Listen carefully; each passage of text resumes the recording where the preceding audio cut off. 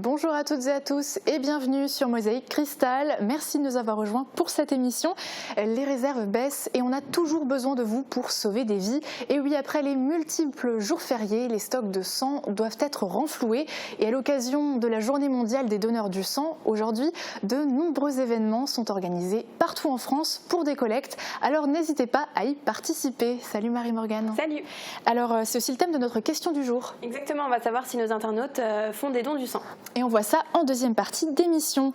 Côté actu, on va parler de l'Assemblée Générale extraordinaire du SFC qui s'est déroulée hier soir avec à la tête du club un nouveau président. On fera le point sur le conseil communautaire du Pays Beach et on donnera la parole aux salariés de Smart qui souhaitent que le mouvement de grève des sous-traitants s'arrête. C'est dans quelques instants, juste après le 60 secondes.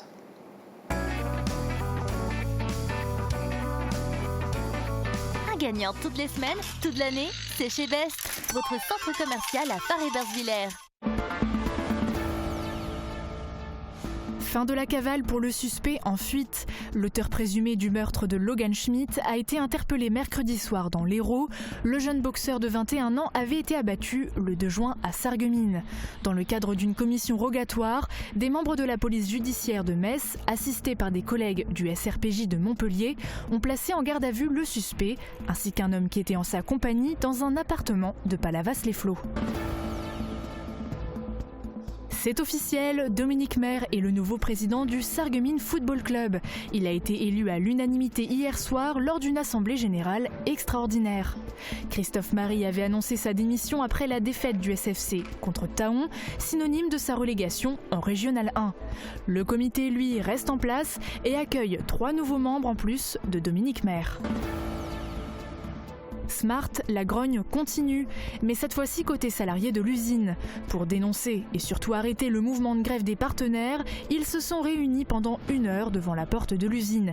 Ils ont également fait circuler une pétition avec 500 signatures au moment du bouclage de ce journal.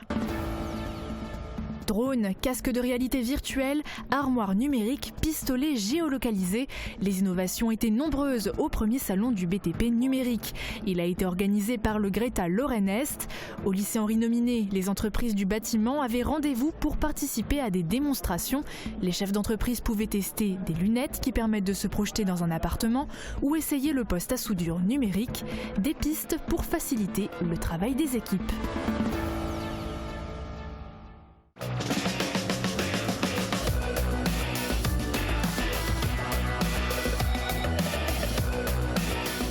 Comme un poisson dans l'eau au centre nautique de l'Aglo. Allez, on pense déjà au week-end avec la météo et c'est Marie-Morgane qui nous donne les prévisions.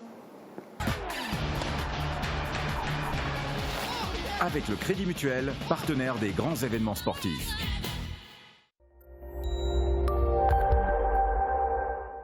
La journée de demain sera ponctuée de quelques éclaircies entrecoupées d'averses. Elles vont se renforcer dans l'après-midi. Les températures seront comprises entre 11 et 13 degrés le matin et entre 21 et 23 degrés l'après-midi. Dimanche, vous pourrez ranger vos parapluies. Le temps sera ensoleillé toute la journée malgré quelques nuages. Les températures maximales seront comprises entre 20 et 23 degrés.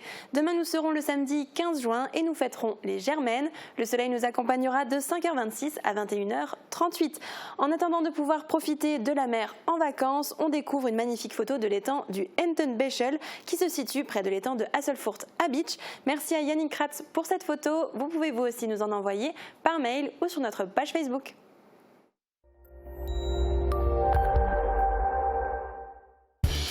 Pour vous, je suis prête à tout endurer, mais jamais je ne sors de mes gonds. Fermap, des portes made in France inspirées par vous. La contre-offensive chez Smart. Cette fois, la mobilisation se situe devant la porte principale de l'usine.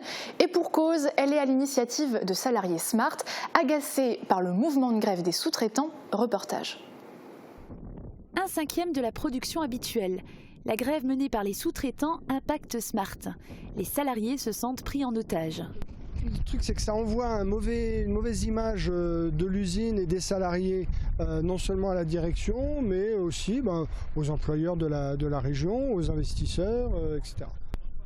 150 personnes sont réunies devant l'entrée principale de l'usine pour alerter l'opinion publique. Smart a un avenir, on en a ras-le-bol du mouvement, le conflit social n'a pas de raison d'être. Devant la presse, il martèle ses slogans. Alors, que ce soit les syndicats qui sont un peu tétanisés, ceux de chez Smart, que ce soit la direction qui a une communication qui est tout sauf claire. Nous, on passe au-dessus de ces deux institutions-là et on dit notre vérité. On dit ce qu'on sait, on a les mêmes informations que tout le monde, on a exactement les mêmes éléments que tout le monde, et simplement on les explique. Et on explique aussi pourquoi on ne comprend pas ce mouvement. Dans l'assemblée, des salariés qui ont quitté un partenaire pour Smart. Yves est l'un d'eux. Après 21 ans passés chez Magna Châssis, il est désormais en CDI à la Smart via la Bourse pour l'emploi. Ça a été expliqué vraiment en clair, dans les détails, dans les lignes, tout a été expliqué. Il n'y a rien de farfelu ou rien de caché dans l'histoire pour moi. Et j'ai un peu de mal à comprendre qu'on puisse... alors est-ce que c'est les syndicats qui ont tendance peut-être à enrayer ou à tourner ça un peu différemment vis-à-vis des employés? Je ne sais pas. Mais en tout cas, le fait est que si on continue comme ça, on risque fortement d'avoir des gros soucis. Il n'a pas hésité et dans pareille situation, son désormais nouveau collègue Vincent en aurait fait de même. Je suis un pétochard. Si on me dit, tu as une solution clé en main, il n'y a pas de souci, tu signes ici, on va te trouver un boulot, tu gagneras, allez, 50 € de moins, 50 € de plus, je signe tout de suite. L'incompréhension entre les grévistes et ceux qui se mobilisent pour la reprise de la production est évidente. Ils n'ont pas la même interprétation de l'offre de reprise. Une pétition pour la reprise de la production a déjà réuni 500 signatures. Et les initiateurs de ce mouvement ont confirmé ce matin avoir dépassé la barre des 550 signatures. Et parmi les signataires, toujours sur des propos des organisateurs, il y a des adhérents de différents syndicats et des partenaires. Alors, affaire à suivre. C'est une première pour l'Académie Nancy-Metz. Jusqu'au 12 juillet, elle va recruter 60 étudiants qui souhaitent s'orienter vers les métiers de l'enseignement du second degré en anglais, lettres et mathématiques. Ce nouveau parcours de pré-professionnalisation doit durer 3 ans à compter de la rentrée prochaine. La formation permettra une entrée progressive dans le métier et de travailler auprès des élèves. Alors pour s'inscrire dans le dispositif, les étudiants doivent être en 2e année de licence et constituer un dossier de candidature téléchargeable sur le site qui s'affiche en bas de l'écran. L'usine continentale de Sarreguemines assure sa sécurité grâce à des ESI. Ce sont des salariés comme les autres, mais ils sont pour la plupart pompiers volontaires ou ont reçu une formation adaptée. Le Code du travail impose qu'un minimum de 3 hommes par séquence de travail soient formés. Et chez Continental Sarreguemines, ils sont 61 prêts à intervenir en première ligne en cas d'urgence. Une cérémonie leur a été dédiée afin de les remercier de leur engagement. Regardez.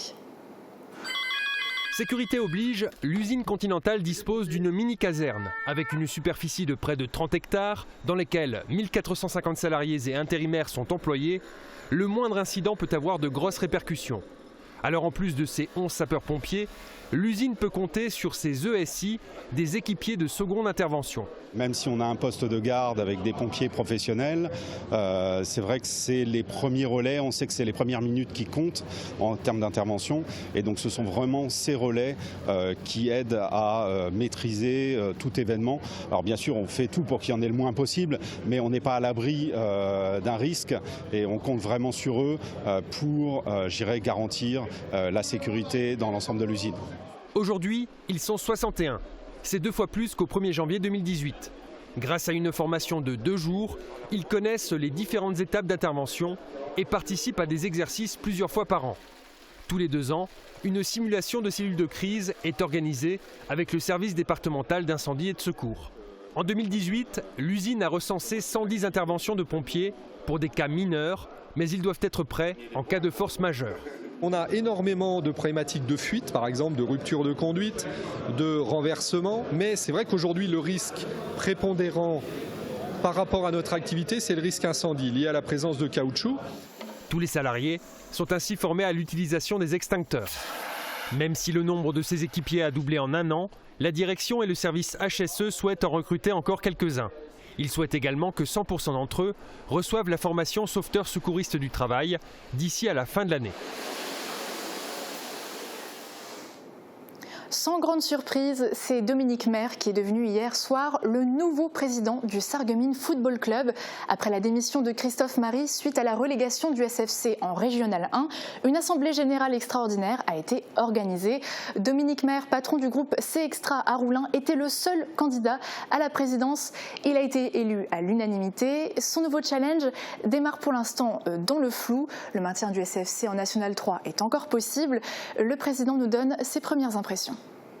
Pour le moment, effectivement, comme on n'en sait rien et que la décision finale des autorités se fera aux alentours du 18 juillet, c'est un petit peu compliqué pour le club. Le mercato s'arrêtant le 15 juillet, on ne sait pas aujourd'hui comment effectuer notre recrutement. Si on fait un recrutement pour la Nationale 3 ou de la Régionale 1, c'est complètement différent. Go Car Bike s'apprête à déménager. La société sarregueminoise de vente de voitures, située actuellement rue Gutenberg, s'installera fin juillet dans les nouveaux bâtiments situés à côté de la Rotterspitz. Cela leur permettra d'avoir plus de place en extérieur, permettant ainsi d'exposer entre 80 et 90 véhicules. Conseil express pour gérer les affaires courantes. Les conseillers communautaires du Pays de Bitche se sont réunis hier soir pour une séance plénière en mode TGV, sans grand débat ni polémique.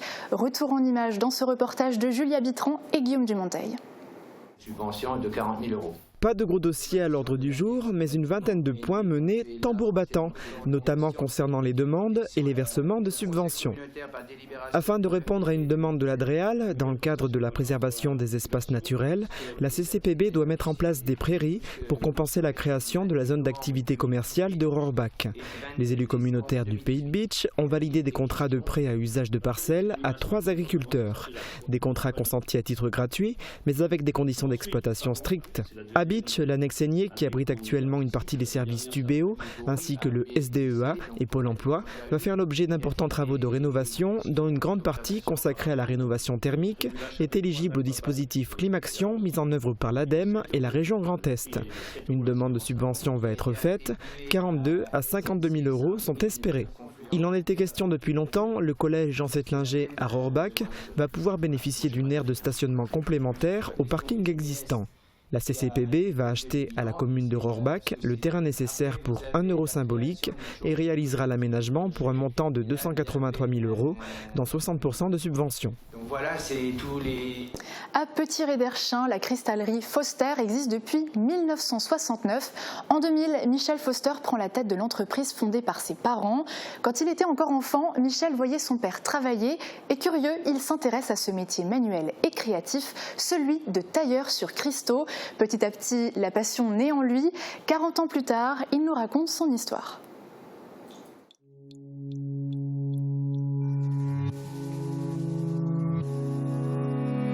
C'est une entreprise qui a été montée par mes parents.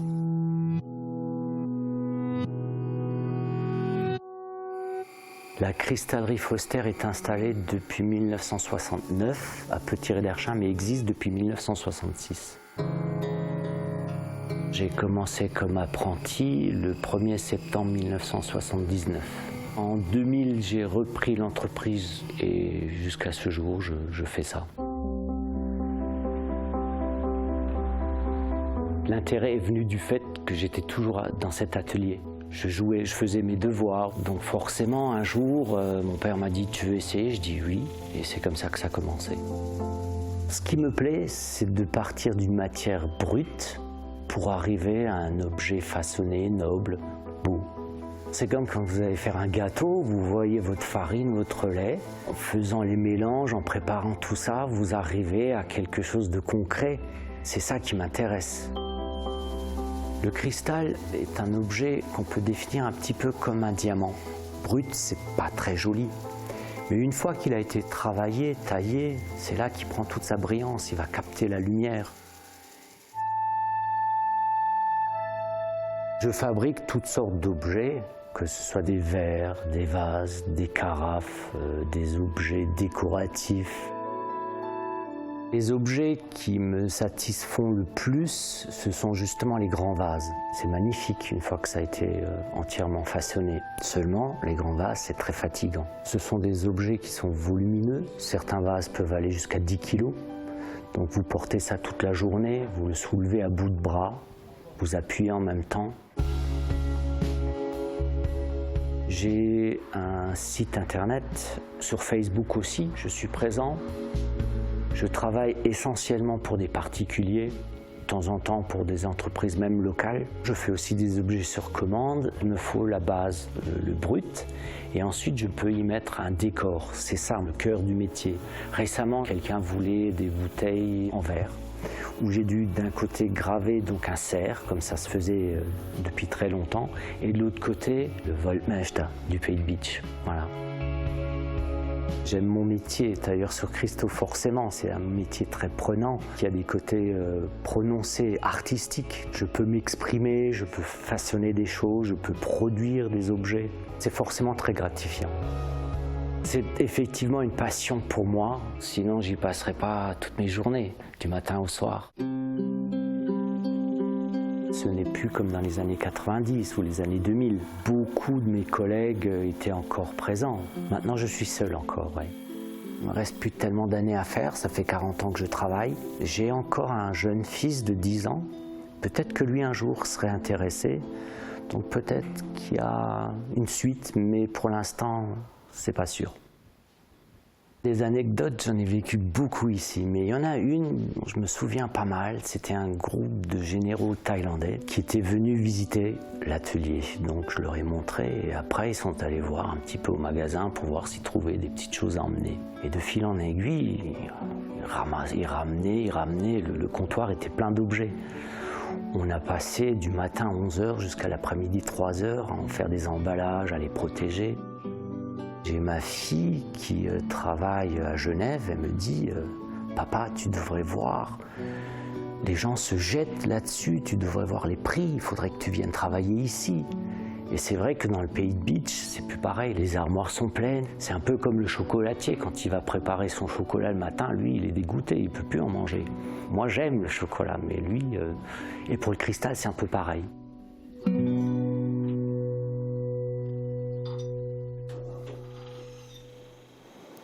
On parle don du sang, actu de la semaine et plate-bande juste après la pub. A tout de suite.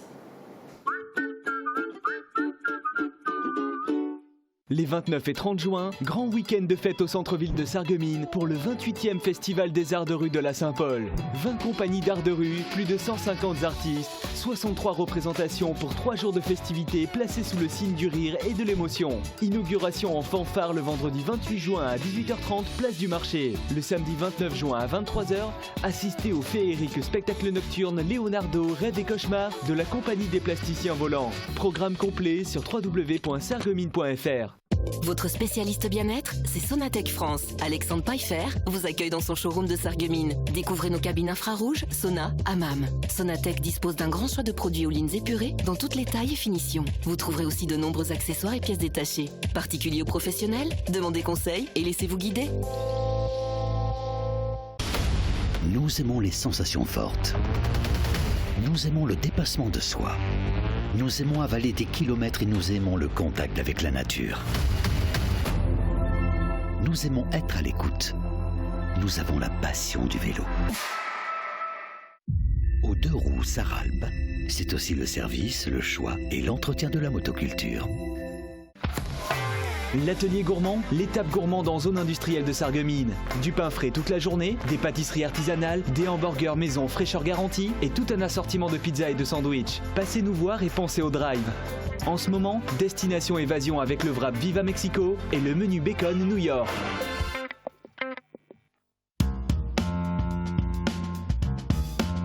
Ne cherchez plus, le roi des vins est à Stirin-Wendel. Plus de 2000 références de vin, une large gamme d'épiceries fines et des idées cadeaux pour chaque occasion. Le roi des vins, c'est du choix, des prix et des conseils. Le roi des vins à Stirin-Wendel, où choisir devient un plaisir.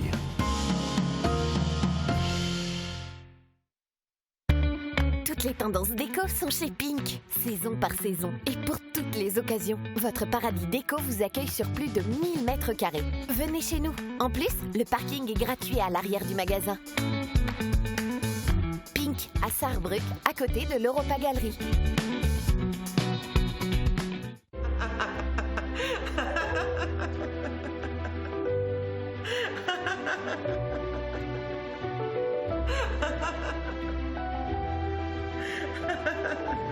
J'imagine que tout est ok.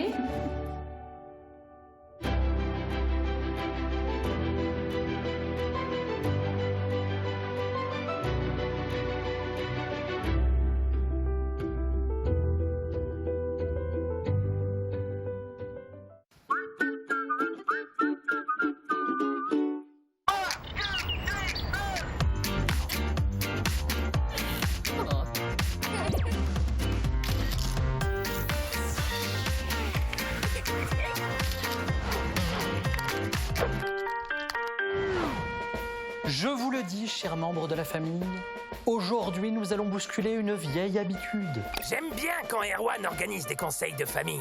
On dirait presque des conseils militaires. On sait dire non quand quelque chose va mal et on sait se reprendre en main. Waouh, il sait prendre des décisions. La tablette n'est pas une nounou. Nous ne pouvons pas confier notre enfant à un écran. C'est juste dommage qu'il s'en rende compte trop tard. Jamais. Nous ne lui laisserons la tablette. Juste parce qu'on croit que ça nous facilite la vie. Enfin, trop tard pour toi. Oui, c'est le moins qu'on puisse dire. La petite m'a pas loupé. Oh! T'as toujours eu le sens du sacrifice. Je vais te dire, je déteste l'art abstrait. On ne laisse pas un enfant seul devant un écran juste pour pouvoir avoir la paix.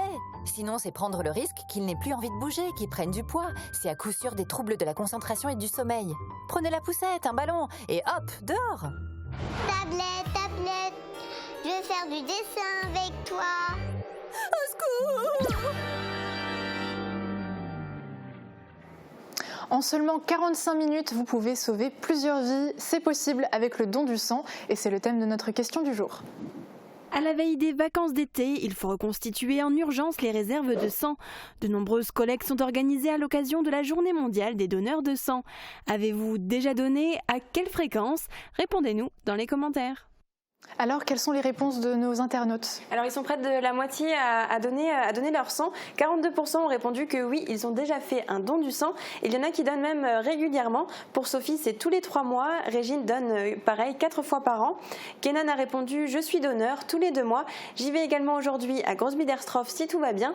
On aide comme on peut. Un jour, on sera aidé à notre tour. » Olivier a écrit « 16 ans de dons dans l'optique que chacun un jour peut en avoir besoin. Mais je ne suis plus en mesure maintenant pour cause de santé. » Et c'est une cause aussi qui tient à cœur à Ottilia. Elle nous écrit « Je suis aussi donneuse depuis 1 an et je donne toutes les 2 campagnes car mon taux de fer est peu élevé. J'ai été sensible à la cause depuis que j'ai eu un petit problème de santé qui a failli nécessiter une transition. Depuis, je me sens concernée. » Et dis donc, tous ces commentaires nous donnent quand même un peu d'espoir. Oui. Et puis c'est vrai qu'il y a des restrictions, tout le monde ne peut pas forcément donner, il faut quand même faire attention. Merci beaucoup Marie-Morgane.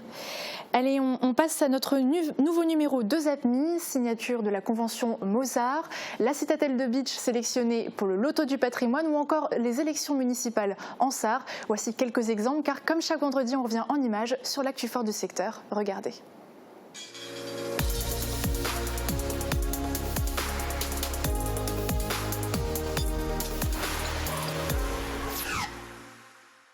Grosse surprise, un nouveau maire pour Sarrebruck. Uwe Conrad, 42 ans, membre de la CDU, devient le nouveau maire. Seules 274 voix ont fait la différence entre sa rivale pourtant favorite Charlotte Britz et lui. Avec 50,3% des voix, le directeur de l'Office régional des médias remporte ces élections sur le fil. Britz, du Parti social-démocrate, était à la tête de la mairie depuis 15 ans, mais aussi victime de critiques au sein même de son équipe municipale. La grève à Smartville ne fait pas l'unanimité. Des salariés de Smart et des sous-traitants se mobilisent contre les syndicats et les grévistes. Ils ont mis en place une pétition pour demander la fin du mouvement social en cours. Un rassemblement est prévu aujourd'hui à 14h15 à la porte 1 de Smart pour ceux qui en ont assez de ne pas pouvoir travailler. La citadelle de Bitche sélectionnée comme monument en péril pour le loto du patrimoine. Sur 1300 sites candidats, 121 ont été retenus, dont l'édifice militaire du pays de Bitche. Plusieurs parties de la citadelle menace de s'effondrer, la végétation a parfois repris ses droits sur les murailles, des critères qui ont poussé Stéphane Bern à choisir le site pour cette 2e édition. Sylvie Amar, chevalier de l'Ordre des Arts et des Lettres. La cérémonie s'est déroulée hier soir à Sarrebruck à l'issue de l'inauguration du festival franco-allemand des arts de scène Perspective qu'elle dirige depuis 2008. Sylvie Amar a été décorée par l'ambassadrice de France à Berlin après un discours en allemand. Tout un symbole pour Sylvie Amar, grande défendresse de la culture version franco-allemande. La place Aigné inaugurée à Beach. L'ancienne friche a laissé place à un bel espace de verdure où il sera possible de se promener et de s'installer pour un pique-nique. Il y a également 120 places de parking, des bassins et une passerelle. Le coût de cette réalisation s'élève à 550 000 €. La CCPB a bénéficié de 310 000 € de subventions. SNCF du changement pour se rendre à Strasbourg depuis Sarreguemines. En raison de travaux, depuis dimanche et jusqu'au 31 août, les voyageurs doivent emprunter un autocar durant une partie du trajet pour se rendre dans la capitale du Grand Est. Les utilisateurs que nous avons rencontrés apprécient de voyager en autocar, un moyen de transport qu'ils jugent aussi rapide et plus convivial que le train. Et si le SFC était maintenu en National 3, relégué en Régional 1 à la fin de la saison, le club sarregueminois a des chances de retrouver son ancienne place, car la Direction nationale du contrôle de gestion vient de rétrograder 2 clubs de N2 pour raisons budgétaires. Par effet domino, le SFC pourrait donc en profiter pour remonter. Quelle que soit l'issue, le club a décidé de maintenir l'intégralité de son staff technique, notamment son entraîneur Sébastien Meyer. 11 annulations de fermetures de classes, 7 ouvertures et 5 fermetures en Moselle. L'annonce de la carte scolaire de l'inspection académique s'est déroulée hier. Dans notre secteur, 2 classes sont sauvées, à l'école élémentaire Maud-Fontenoy de Sarreguemines et à l'école maternelle Les Chenilles de Hambach. Quand les lycéens inventent la ville de demain, des élèves du lycée Jean de Pange ont planché sur leur vision de Sarreguemines dans le futur. Wi-Fi gratuit en centre-ville, vélo en accès libre et marché couvert font partie des projets qu'ils ont présentés en mairie de Sarreguemines dans le cadre d'une rencontre intergénérationnelle. Le 12 juin 2019 est une date à marquer d'une pierre blanche dans le domaine médical de la région. 7 ans après le début des coopérations franco-allemandes entre les hôpitaux de Forbach et de Völklingen, c'est seulement hier que s'est tenue la cérémonie de la signature de Mossar, une convention de coopération qui vise à faciliter la mobilité et l'accès aux soins des habitants du périmètre Sarre-Moselle. Quelques représentants des parents d'élèves de l'école Erckmann-Chatrian se sont donné rendez-vous en début d'après-midi devant la maison des associations de Bérennes et Forbach. Le but, faire signer au plus grand nombre une pétition contre l'amendement qui prévoit d'interdire le port de signes religieux aux parents accompagnant les sorties scolaires. 3 jours de compétition, 80 équipes, U8, U9, U11 et U13 qui s'affrontent sur les différents terrains de l'US Forbach. La DLSI Cup se veut un événement sportif et convivial pour la jeunesse. Une animation d'envergure qui marque la volonté du club forbachois de renouer avec la tradition des grands plateaux de jeunes du week-end de la Pentecôte. Après une tournée en mars sur les sites mémoriaux de Normandie, la chorale dancing du lycée Blaise Pascal de Forbach continue son devoir de mémoire. La formation créée par Céline Kaczynski se compose d'une trentaine d'élèves, toutes filières confondues, et de professeurs musiciens. Elle s'est produite ce matin à l'extérieur de la chapelle du cimetière américain de Saint-Avold. En fait, je veux pas y aller, mais j'ai pas le choix de toute façon. Embarqué dans nos bateaux qu'on vient de lâcher à canon. Le village de Saint-Nicolaos fêtera en 2020 ses 750 ans. Dans une ambiance bonne franquette avec bière et schwenk, la municipalité sarroise a convié habitants et élus des communes proches de Frémin-Merlebach au lancement des festivités qui jalonneront cet anniversaire. À cette occasion, un nouveau logo a été dévoilé. Des intrus se sont glissés en robe et costumes d'époque dans la cour du collège Louis Armand ce vendredi matin. Un véritable mini-village médiéval a été recréé dans la cour à l'initiative de la documentaliste de l'établissement à destination des élèves de 5e pour qui l'étude du Moyen-Âge est au programme. Cet avion est un Latécoère 28. L'objectif du projet est de le refaire voler un jour en vrai. Mais pour l'instant, les élèves du lycée se contentent de le faire en simulation. Car avant de le voir revoler, il va falloir le reconstruire pièce par pièce. Un projet fou lancé par le Cercle des Machines Volantes, une association de passionnés qui rêvent de voir un Latécoère 28 dans les airs. Le réseau des missions locales du bassin houiller propose ce mois-ci 4 forums, de la restauration au bâtiment en passant par l'agriculture. L'occasion pour les jeunes inscrits de rencontrer de potentiels formateurs ou recruteurs, Le premier était dédié aux métiers de l'industrie. Cap Entreprendre et la CJS, Coopérative Jeunesse de Services Transfrontalières de Sarre-Moselle, ont mis en place un projet estival pour les 16-18 ans. 15 jeunes auront la chance d'y participer après avoir été retenus aux entretiens de motivation.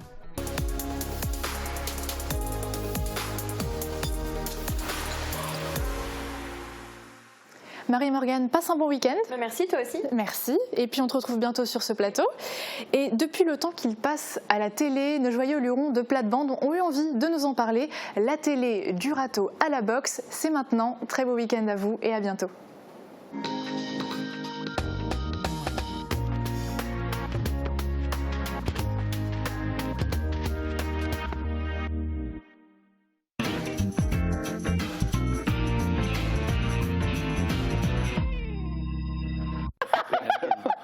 Also, Melange-Vorne Sendung. Bonjour, liebe Zuschauer, entschuldige uns, dass wir ein bisschen dissipiert sind, weil wenn es bei uns um Tele geht... Ja, all vor dem Kasten Lun Mosaik Kristall. Ja. Ja.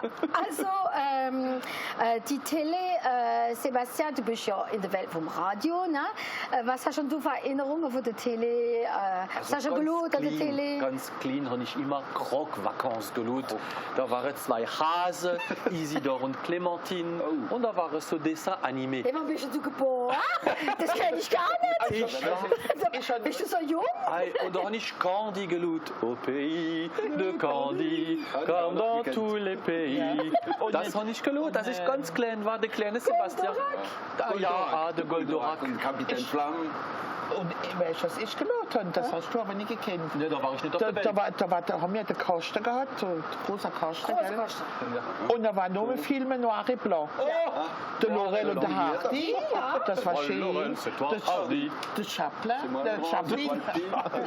Der Chaplin, der Bonanza. Der Zorro. Ah ja. Hast du das angeschaut? Ja, Bertrand, die Frau ist jetzt haben die Tele erfunden. Ja. Sie können es gar nicht glauben, die erste Erfindung bekommen ist 1877. 1877 haben die Brüder Siemens, Siemens ist immer noch ein Begriff, und die angefangen mit Selenium zu schaffen. Und das ist noch die erste Materie, die sie gebraucht haben, für Television zu produzieren. Ja, die dicke Ampoule, die da drin war. Nicht nur die dicke Ampoule, aber da haben das gebraucht. Ja. Und dann haben sie immer wieder gesucht. Was mir fällt, jetzt früher hast du eine große Kaste da stehen gehabt. Ja. Erstes Mal schon hast du ein Möbel gebracht von unten drunter. Das Teleschenkel. Also, wissen wir überhaupt, wann das die erste Tele gekommen sind? Nein. 70er Jahre? 35. 35 war die erste Tele. 100 Personen haben eine Tele gehabt damals. In den 30er Jahren. Aber die Tele, das war doch die RTF, das war doch alles staatlich. Das ist später. Das ist später. Nach dem Krieg. Aber das war alles staatlich, da war keine Privattele. Das war nur einer Sendung. Da steht keine Schalter da, wie jetzt. Berlusconi war noch nicht auf der Welt. Also, und Netflix war noch nicht da. Netflix haben wir auch noch nicht gehabt, aber man hat auch nicht jeder Abendziehen müssen die Frage stellen, was man schaut. Dann hat man eben die Nachrichten geschaut. Da war nur eine Sendung, eine oder zwei, gell? Die Deutsch und der Französisch. Ja, wir haben Klick gehabt. Wir haben noch den Grenz gewohnt, da haben wir noch die deutsche Sender gehabt. Und die der Massiv Zentral gewohnt hat, die haben nur ein Programm gehabt. Ja, und was auch noch schön war, das waren die Antennen. Habe ich das noch gekannt auf dem Dach, die große Antenne mit den Rechen da? Und wenn es geblitzt hat. Das haben wir noch lang gehabt. Ja. Manchmal sind sie sogar geruscht gewesen, hast du noch besser empfangen. Und wenn sie sind alles abgefallen. Also, man muss trotzdem so ein Telerad eine schöne Evolution. Wenn der jetzt los, Entwicklung, jetzt haben wir HD. Vorher ist Numerik war. Jetzt du hast von Rato gelut. Wie lohnt jetzt die Lied Tele auf Boxen, auf Internetboxen? Du hast gesagt früher, da haben wir noch die Kabel gehabt. Das ist alles vorbei.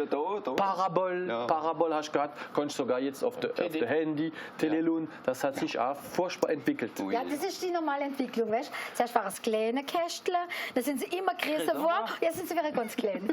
Martin, hast du keinen Witz da über der Tele? Du bist ganz ruhig. Der Albert hat Schüler Television verkauft.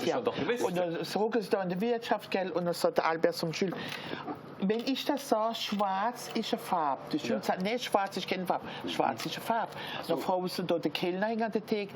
Und Seppel, wie meinst du? Schwarz ist eine Farbe? Ja. Gut. Dann sagt die Schule, aber weiß ist dann keine Farbe? Dann sagt er, nein, doch, weiß ist eine Farbe. Ja. Dann sagt der Kellner, eine natürliche schwarze Farbe. Dann sagt der Albert zum Schül, ein Gesichter. Die Television, die ich da verkauft habe, die schwarz und weiß, das ist eine farbige Television. Das sind Telecouleur. Du bist wie die Ostfriesen, weißt du, was die PV auf Tele machen? Nee. Das Bild ist ja verwehrt. Ja, auf jeden Fall. Wisst ihr noch, wie man früher Tele gehabt hat, so die große Käste? Ich weiß es noch ganz gut, weil ich selber wie meine Eltern die Tele gehabt haben, da war ich die Fernbedienung. Ja, ich habe es aufstehen, ich habe es auf den Knopf drücken, gell? Also wird ja dann in die Pille gewechselt. Ja. Das war schlimm, weil das kennen ja die Kinder heute das auch nicht mehr. Wir waren ja limitiert. Wir haben nur der Telelun abends von der Uhrzeit bis der Uhrzeit. Es war eine Sendung. Da hast du ins Bett gehen. Und da hast du ins Bett gehen. Und hast mal Mille Petit geschaut. Ja, und Samstagsund, da war auch nicht viel an der Tele. Normal gebot mal Filme, gell? Also das war schon wie Theater, gell? Gut. So, das nächste Mal haben wir wieder ein heikles Thema. Die, die das Theater gelohnt haben, das Jahr wissen, dass sie in Camping waren, die zwei. Und wir, Camping-Sheriff. Und wir gehen jetzt auch Camping machen. Das nächste Mal geht es um Camping.